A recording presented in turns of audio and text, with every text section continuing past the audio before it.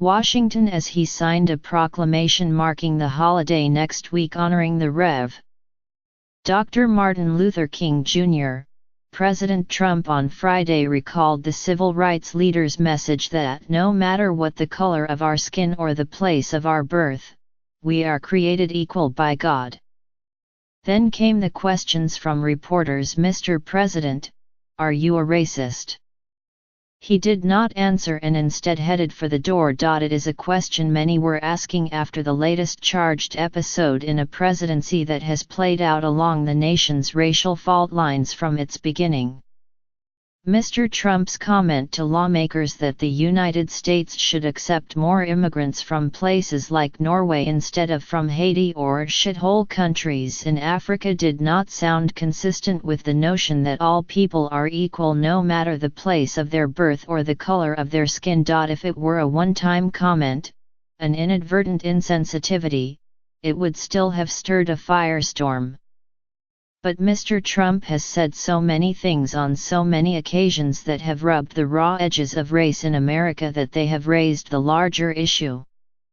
A country tainted at its founding by slavery and struggling with that legacy ever since is now led by a chief executive who, intentionally or not, has fanned, rather than doused, the fires that divide white, black, and brown. The president's approach to race has by many accounts damaged America's standing in the world and complicated his foreign policy. At home, his words have at times emboldened what was once a political fringe and made it more acceptable to express thoughts that in recent decades had been deemed politically offensive. And he has put the Republican Party in the uncomfortable position of having to defend or denounce him as it heads into an already tough election year. Is the president racist? I would say unequivocally yes to that, said George Yancey, a professor at Emory University and the author of On Race, 34 Conversations in a Time of Crisis, published last fall. Had he said one thing one time, we might say that was a slip of the tongue, or it's an example of unconscious racial bias, or it was a mistake, he added. But I don't think this is a case of unconscious racial bias. I think this is a case of unabashed white supremacist ideas. White supremacists agreed. Richard Spencer, the white nationalist leader, said on Friday that conservatives defending Mr. Trump on Fox News should stop saying it was about economics and legal systems, rather than race. It's obviously all about race, and to their credit, liberals point out the obvious, he said. The Daily Stormer, a neo-Nazi website, likewise welcomed Mr. Trump's comments. This is encouraging and refreshing, as it indicates Trump is more or less on the same page as us with regards to race and immigration, the site said. The White House rejected assertions that Mr. Trump is racist. This president fights tirelessly for all Americans, regardless of race, religion, gender, or background, said Raj Shah, a White House spokesman. Any suggestion otherwise is simply insulting and belies all the results he's delivered for minorities throughout this country. Mr. Shah cited record low unemployment among African Americans, the culmination of a downward trend that began in 2011 under President Barack Obama, as well as policies intended to reduce crime and drugs and promote school choice in inner cities. Mr.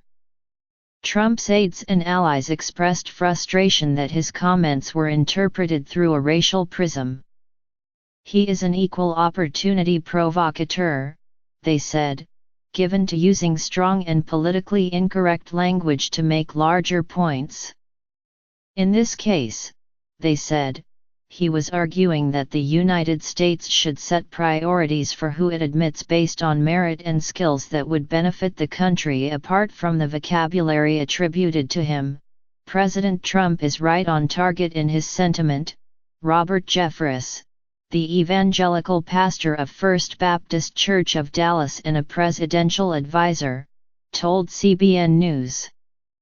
As individual Christians, we have a biblical responsibility to place the needs of others above our own, but as Commander-in-Chief, President Trump has the constitutional responsibility to place the interests of our nation above the needs of other countries. Mr. Trump tried to appeal to African Americans during the 2016 presidential campaign by arguing that, since their neighborhoods were war zones and Democrats took them for granted, what the hell do you have to lose by giving him a chance? He ended up winning just 8% of the African American vote, and polls show that his already meager support among blacks has fallen by half since he took office. Mr. Trump's history of racially inflammatory episodes traces back to his first days in the public eye.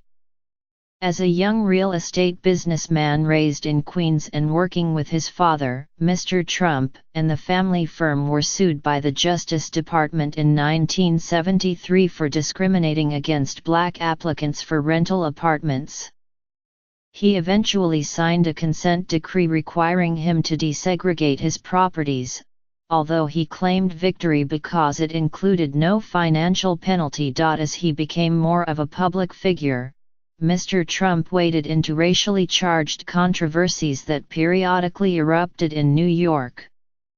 After 5 Latino and African American teenagers were charged with beating and raping a jogger in Central Park in 1989, he spent $85,000 to take out full-page ads in 4 New York newspapers calling for the death penalty. The Central Park Five, as they were called, were later exonerated and were paid a $41 million settlement, but Mr. Trump has never accepted that outcome. As late as 2016, he insisted that they were still guilty and that the settlement was outrageous. While Mr. Obama was in office, Mr. Trump was a leader of the so-called birther movement, promoting the conspiracy theory that Mr. Obama had been born in Kenya, a false claim he did not abandon until 2016. During the campaign, Mr. Trump also generated criticism for describing illegal immigrants from Mexico as rapists, proposing to ban all Muslims from entering the nation, and being slow to disavow the support of David Duke, the former Ku Klux Klansman. Since taking office, he has asserted that there were good people on both sides of a white supremacist rally and counter-protest in Charlottesville, Virginia, and repeatedly lashed out at black football players he deemed insufficiently patriotic for kneeling during the national anthem to protest racial injustice. In a closed-door meeting on immigration with advisors in June, described last month in the New York Times, Mr. Trump complained that Haitians all have AIDS and that Nigerians who visit would never want to go back to their huts in Africa. People close to Mr. Trump have long insisted that he is not racist and that his often crude language is applied across the board. Omarosa Manigault Newman, a former apprentice contestant who was one of the few African Americans on his senior staff until her departure last month, bemoaned various racially charged moments during his administration, but insisted that he is not a racist. Yes, I will acknowledge many of the exchanges, particularly in the last 6 months, have been racially charged, she said in an interview with ABC News. Do we then just stop and label him as a racist? No. Katrina Pearson, a spokeswoman for Mr. Trump's campaign who now works for America First Action, a pro-Trump super PAC, said that as an African American she found the president to be colorblind and empowering. The criticism of his words and actions, she said, owed more to partisanship. If you're on the left, then everything he says or does, you're going to find a racist or sexist tone to it, period, she said on Friday. Even if you're on the right but you're an establishment person that is used to politically correct way of doing things, you might cringe when he says something that's not politically correct. He says things people say at their dinner table. He's just very bold and very honest, and a lot of people have been conditioned not to deal with people that way. She said critics forgot that when he was in business, he supported the Rev. Jesse L. Jackson's Rainbow/Push coalition.